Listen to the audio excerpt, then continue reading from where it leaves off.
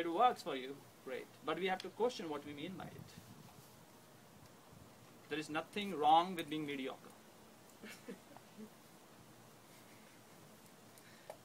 There is nothing wrong in being in the cave, if that's what you choose. You understand? If that's a choice, a conscious choice, that, you know what, I'm just going to be in the cave and the shackles are okay, and I'm just going to keep playing with the shadows on the wall because that's what I'm supposed to do, and it's okay. That's above all wisdom. Wisdom is inclusive. Wisdom includes the cave. So the outside of the cave is not different from when it doesn't become another place. That cave is actually contained within the outside of the cave. You understand? When you go outside of the cave, you see, oh my God, the outside of the cave actually contains the cave. You understand? So, well, what I'm talking about, functionality, your functionality as human being can evolve. For that evolution to occur, there has to be an unlearning first for you to learn. For true learning to occur, there has to be an unlearning before. If you already have your hands full, you're holding too tight, how can you have anything new? So you have to let go of this, and when you realize, but what it feels when you let go of this, it doesn't make any sense, like you are holding to the elephant, because if I let go of this, then what I got, how am I going to function? But you let go and you go here, and then you realize actually you are with the whole of the cosmos. And that's intelligence, beginning of intelligence. I function normally. You've been with me. I'm not abnormal. I am, but I'm not also. Because abnormal contains normal. And abs with it. So the nonsense which I'm talking about, the idea of knowing, is actually the violent part in us, which makes these dysfunctions seemingly functional. That's why society keeps on continuing. We as individuals keep on following that. So for us to unlearn, for us to truly learn, we have to first unlearn. We have to question all these modalities, these ways of thought, these belief systems, these opinions. Allow the nothingness, and that's where the beginning occurs. The new movement. That's when true creation occurs. Otherwise, you are a product of your times. Isn't it? You are a product of your times. You are influenced by 3 levels of time. 3 movements of time. Right? What's happening at the level of the world when you were born? What is happening at the level of your cult? And what was happening at the level of your karma? Your individual cult, individual story. These 3 tiers of time, interaction of these create who you are. So you're just a creator. You're just a second-hand, third-hand product. Could you say that one more time? The 3 layers of time. See, what's occurring at the level of earth time? What's happening at the level of the cult time, which is the time of your society, your country, what believes and what is in fashion, in vogue. And then what's happening in your karmic time. And what's that? The karmic time? Yeah. I will explain all the 3 times. So let me start with the first time. You see, our belief system, or what we think to be true, and all of that is influenced by what's available on the earth time, like right now.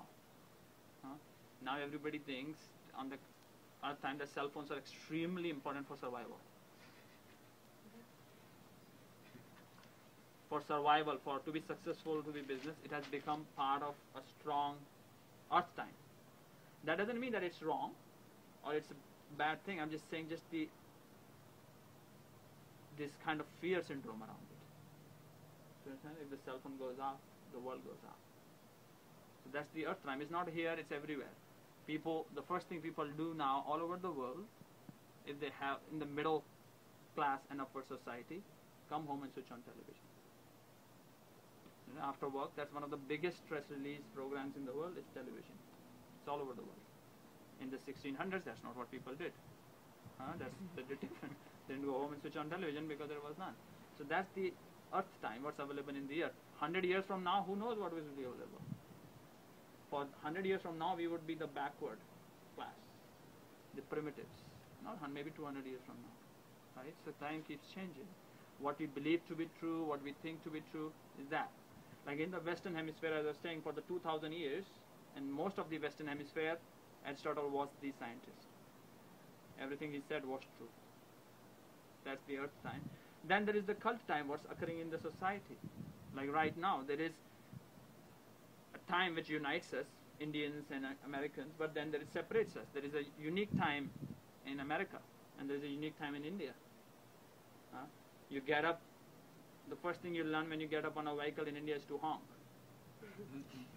It's not an intellectual process, it's not a thought. You go to an Indian and you say, hey, why do you honk? They're going to look at, are you crazy, Sean? Are you mentally retarded?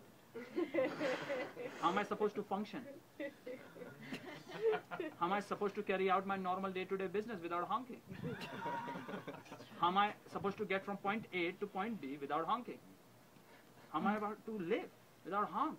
It's my life. You've been to India? Who has been to India? How many honks?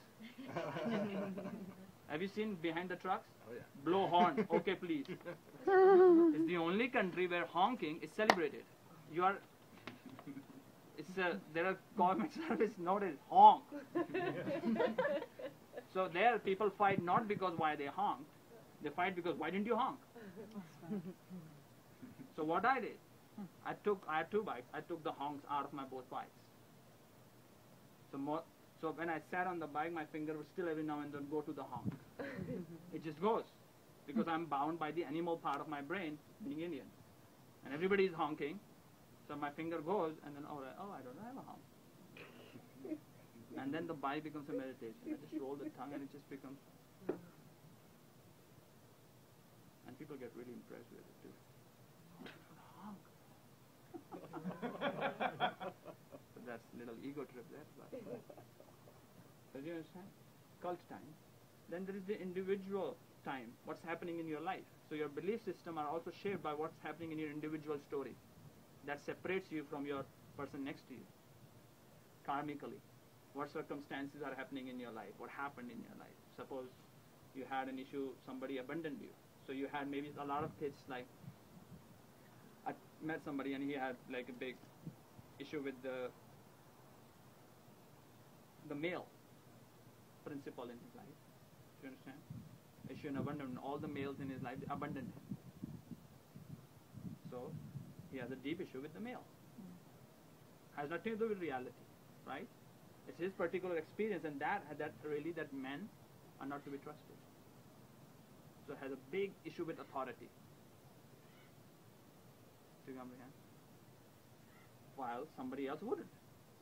So if you just went through some immense emotional breakup, then we are very afraid to open up, very afraid to love, to share fully, right? Because we think we'll be taken advantage of, we might be manipulated, we might be hurt.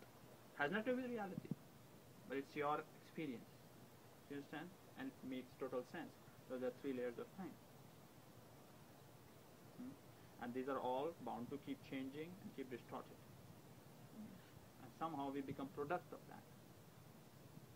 So what we think to be true originates from these 3 layers of time. What cult you belong to, right?